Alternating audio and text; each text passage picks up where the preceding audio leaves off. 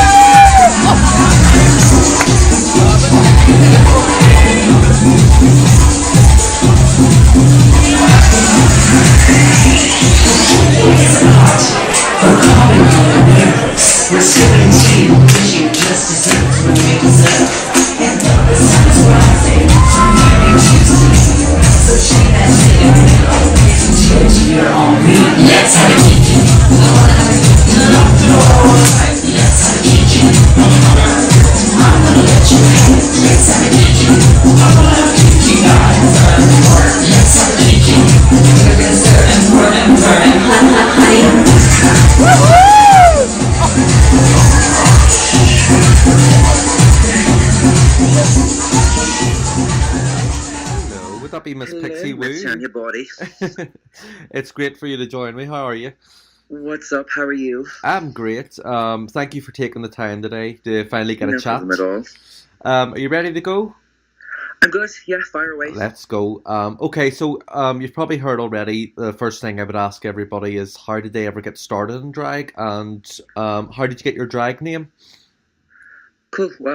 I got started in drag. I think it's 8 years ago this year since the first time I actually did drag. I didn't start drag properly for 2 years after that, but I started drag when I was in college. There was a student drag competition with all the colleges in Dublin. It was in Panty Bar. Ah. So every college had to put forward a representative, and I think I was the femmiest twink in my college, so they kind of like pushed me forward. And that was like my original drag name for that was Eileen Dover. Oh. A very original drag name. Taken straight off Bebo at the time. So I got put forward for that. Got through to the second round. It was hosted by Panty. So I got through to the final of that and came third, I think. Didn't do drag again for about a year after that until Divina was starting up her apprentice competition. Uh-huh. And she asked me would I enter that. So that's when Pixie was kind of born. That's when I changed my character and my name and actually kind of started to take it a bit seriously. And I got my name from, I was working as a makeup artist at the time, and I wanted my name originally to be Ruby Woo after the MAC lipstick. Yeah. But then I thought about, like, your name has to be, like, has to work on its own. Like, I didn't want to be called Ruby because it's a bit of an old lady name. Yes, yes. So I went on YouTube and started Googling makeup tutorials, and then I came across a makeup tutorial by Pixie Woo, the makeup artist on YouTube. And I pretty much just robbed that. Yeah. And I suppose about 8 years ago, drag wasn't as popular as now. It was now. No. Every bottom in the world wasn't doing drag back then. Not like it is now. So then how did you do in the Divine Apprentice? Terribly. I think I got kicked out on week 5, maybe. I think it was about week 5. Okay. Yeah. So then again after that I was like, I had all intentions of giving up drag again. It wasn't really a career path I was thinking of taking. I didn't even think of it as a career. You couldn't really make a career out of drag back then properly. Yeah. So I stopped doing it again, and then I was living with a queen at the time, a faux queen, and she was doing Paul Ryder's Drag Race, so she convinced me to enter that, and then I ended up winning that, and that's kind of when I actually started working in drag, and then cut to 6 years later, and it's my full-time job now. And how did you find the it was the Ringmaster Drag Race? It was a week-on-week continual. How did you prepare for that every single week? It was every week for 10 weeks, every Saturday I think for 10 weeks, so that was an intense competition. Yeah. But fun. I met a lot of friends during it, and I'm still working in the prize for winning Drag Race was to host promo, and I'm still hosting promo now, so brilliant. I think it's a pretty successful competition for me. Yeah, and the rest is history. Yeah. So, if anybody was to want to know about Pixie Woo, what would you say your drag sort of character is, your drag style? I always try, like, if I'm describing her, I'm like, have you ever walked through any city centre and seen those groups of emo kids that hang around, like, Yes, I think yes, is it like City Hall in Belfast yes, that hang around? yes, Yeah. yeah. I'm basically, when they grow up, that's what they become. I'm them. Okay. So Pixie's just an overgrown emo who never really decided to grow up and become an adult. So she's still prancing around in knickers wearing black lipstick. Oh, we would say Sharon Needles has sort of a wee bit of similarities there. Yeah, see, I think when I started doing, especially when I started doing Drag Race, and that's kind of when my character came into its own. Oh, That okay. was pre Sharon Needles, and nobody was really doing the goth aesthetic back then. And then Sharon Needles came along, and now every bitch in the world has black lipstick and contact lenses and a white wig. Okay, okay. But but I think I was always an emo since I was like 14, so I think the aesthetic just stuck with me since then. I think with the emo sort of style, you can get quite specific fashion from it as well. Yeah, there's a whole fashion reference there. Yeah, I think the most important thing when you're like establishing a drag character is just that it has to be true to who you are yeah, yeah. in your everyday life. So I've seen all the queens doing like a goth aesthetic, and I see them during the day, and I'm like, you couldn't be less goth. And then I was doing a wee bit of research on you there. So obviously you're probably a regular at Witchy Wednesdays as well. Yeah. So Which does Wednesdays every Wednesday in the George. Yeah, and that suits that sort of emo sort of. I would say. Yeah. Yeah. We're rocking feminist witches. That's our vibe. Okay. So what would you say has been to date your most challenging thing about being a regular drag performer? Have you had your challenges and your moments you go, whoa, this is a bit much? Yeah. Well, I think once drag becomes your job, once you have to get in drag, that's when it starts to like get challenging, because I'm in drag at the moment 4 nights a week. Yeah. So coming up with continuous looks and keeping things interesting for myself more than anyone else. I think when you let things get stale is when you lose your love for drag. So if I'm painting the same face every week for a month, then I start to lose a love for it. So you just have to keep things interesting for yourself and find ways to make things fun. Yeah. And then how, obviously everybody that maybe isn't a full-time drag queen as a career finds drag very expensive. How do you find that coming into it? It is, yeah. I think the most expensive part of drag is your first year or two doing drag, because you have to build up a wardrobe from scratch. I think that the more experience you get in drag, the less expensive it kind of becomes, because you have a base of everything you need. But getting into drag is really fucking expensive. And considering that a lot of queens work for free for the first few years of their career, you really have to love what you're doing to put in that much of a financial investment in it. That's true, yeah. And then do you have like a favourite part of when you're as Pixie Woo? Do you have a favourite part? Is it your waves? Is it your makeup? Do you like doing certain things, or makeup? Yeah, makeup is my thing. That's my most exciting part of doing drag, is sitting down to do my makeup. Do you find it therapeutic? Everything after that is just a fucking drunken blur. That's true. So who would you say, you've obviously been doing drag the length of time you've been doing. Have you met anybody exciting? Who's the most exciting person you've came across since doing it? Well, I think doing Dragged Up, so I do Dragged Up once a month with Victoria and the girls, and so we get to meet all the queens coming over from that. So I've met like most of the RuPaul's Drag Race queens. But I think some of the most exciting queens I've met, like recently we had Joey Arias over in Witchy Wednesdays. And he's like a New York nightlife club legend that was working years before Drag Race was ever a thing back in the 80s, and he's worked with some amazing people like George Michael and David Bowie, who would be one of my biggest influences in the world. So I think meeting one of the original kids like that was really exciting for me. Yeah. And would you ever, when you're still doing your stage performances, do you still ever get that wee butterflies nervousness before you go on? Yeah, there's certain shows. I think if you're going out to a huge audience and you don't get some kind of butterfly beforehand, there's something wrong. Yeah. Because I think that's when you're too comfortable. I think if you're not nervous, you're too comfortable and you're not doing what you're supposed to be doing. Yeah. You need to challenge yourself. This is it. And then you were in Belfast there last week, was it? How did you find it? I did. I was up with Rusty last Friday at Fuck Yeah Fridays. Really fun. I love going out in Belfast. I try to go out in Belfast as much as I can. If I ever have a weekend night off, I'll head out for a night out. I really like the club scene up there. Yeah. Some really fun girls. That's true. And like vice versa, I would love to go down to Dublin far more often because there's still some nights I haven't got down to, even promo. I would love just to go down for a night and see what it's all Yeah, about. pack your tranny bag up and I hit the bus will. down for a night. I will. I'll make a point of it. So, okay. On a more fun sort of note, we'll do a few fun wee questions. If you could choose either fame or money, what would it be? Oh, I don't know. Money. Yeah. Yeah. Money. I don't like living in the public eye. Give me all the cash and let me live in private. Okay, and then another one. If you were ever stranded on a desert island, which two items would you need with you? Oh, I don't know. Can I bring a person? Yeah, sure. A twink and food.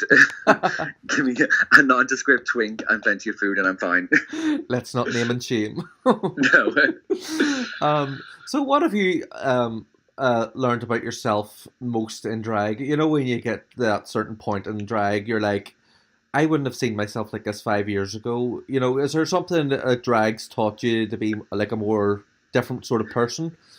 Yeah, I think before I started drag, I saw myself as a really outgoing person, as like an extrovert. Uh-huh. And I think the more I've done drag now, the more I've realised that out of drag, I'm actually really introverted. I don't like a lot of attention. I don't really like socialising or talking to people that much. I'm a bit of a weirdo out of drag. Yeah. So I think that's kind of like having that, having drag as an excuse to like, kind of like, drag is like my artistic expression. So having that channel to express myself that way has led me to like, get to know myself better as like in my male form.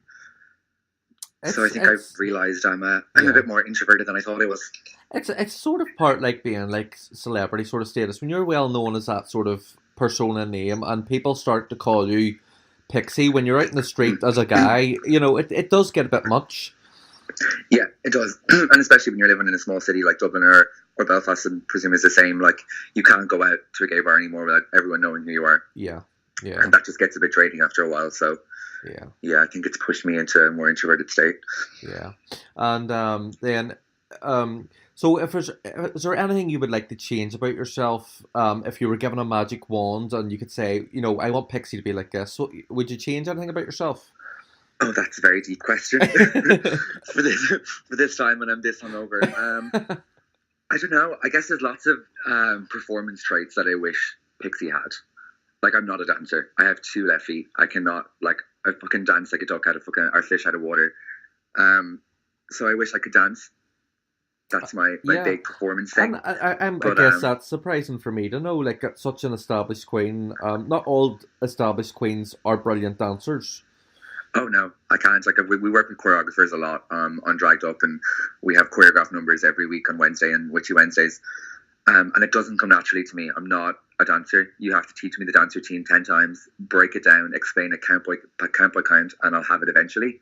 Yeah. Whereas I can see queens like fucking Regina can come in and you can give her a fucking count of 8 and she has it in 10 seconds. I'll never be that queen. So give me fucking dancing ability and I'll be unstoppable. Anybody that's listening that is, not such a good dancer, there's proof that you can make it. You can make it. Oh yeah. Oh god, just give me a stage and I'll stand still for 3 minutes and lip sync and do nothing else. So how you mentioned Regina there, Pixie. Over the years, you've worked with a number of established queens.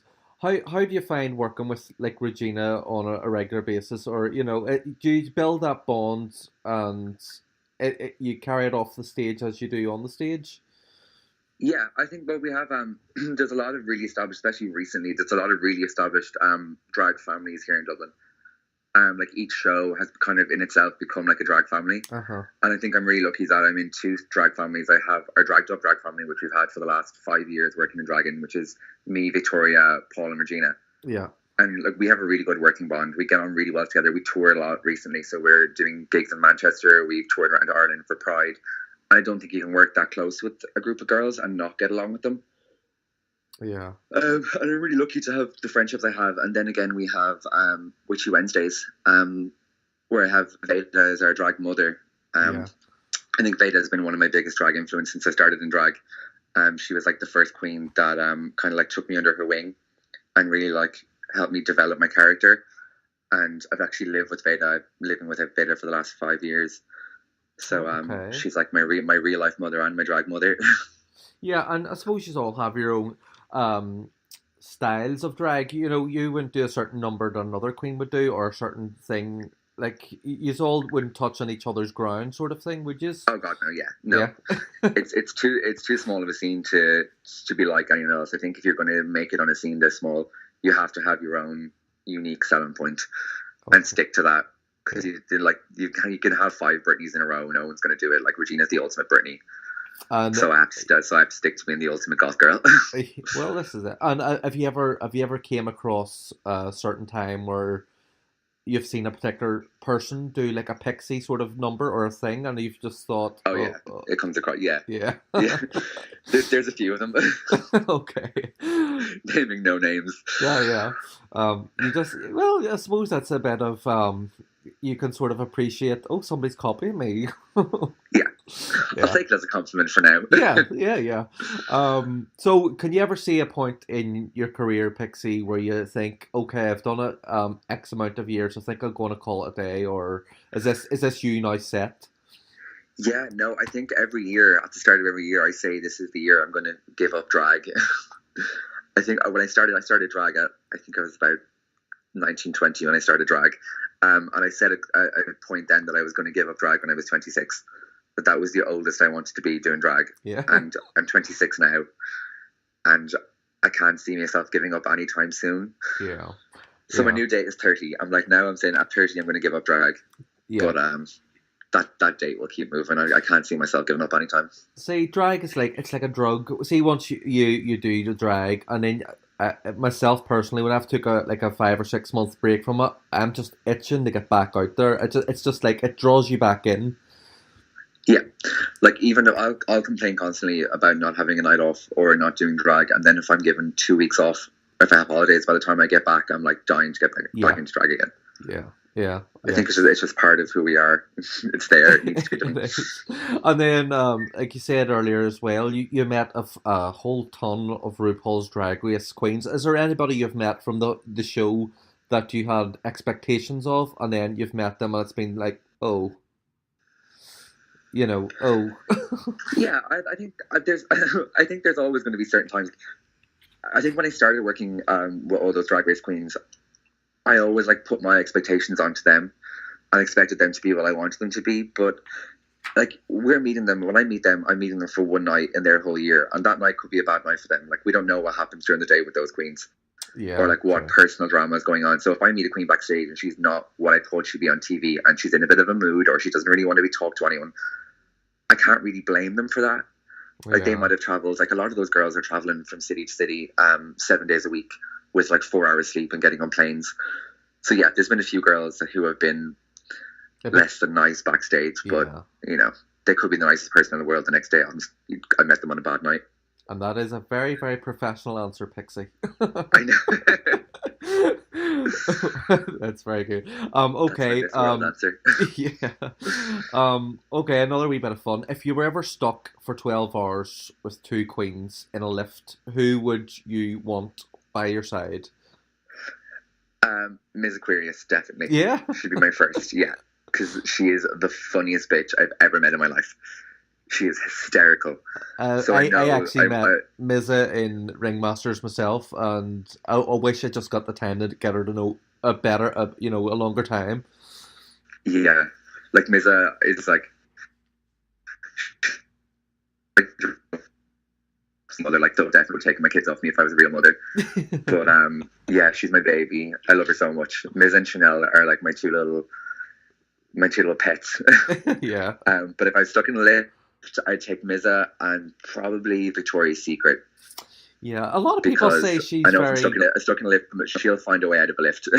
Yeah, a lot of people say Victoria's very business head, smart. Yeah, Victoria's she's all our Kris Jenner. She's our momager. She gets shit done when you need to get shit done. Okay. No. Yeah, go to Victoria if you need something. Yeah, so my 2 lift girls would be Mizza and Victoria. Okay, fab. Well, Okay, Pixie, I think we've covered quite a lot, and I don't want to keep you too long with your massive hangover. When can we see when can we see Pixie in the next week or two? Well, I'm in the George every Wednesday for Witchy Wednesday. I'm in promo in the Hub on Thursdays. And then you can catch me in Street 66 on Fridays and Saturdays. I DJ there on Fridays and Saturdays.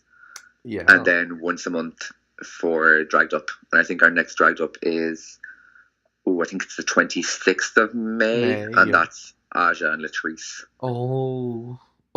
Yes. Have you sold out yet, or? No, there's still some tickets left. So I think if you get on the draggedup.net website, you can still get a chance to get tickets. Fab. And I will definitely get down and see you some night, Pixie. Do come down. I will. Well, Pixie, thank you very much for sharing your story. And I hope to see you very soon. That's everything. Thanks, Tanya. Thank you, honey. Bye. Bye.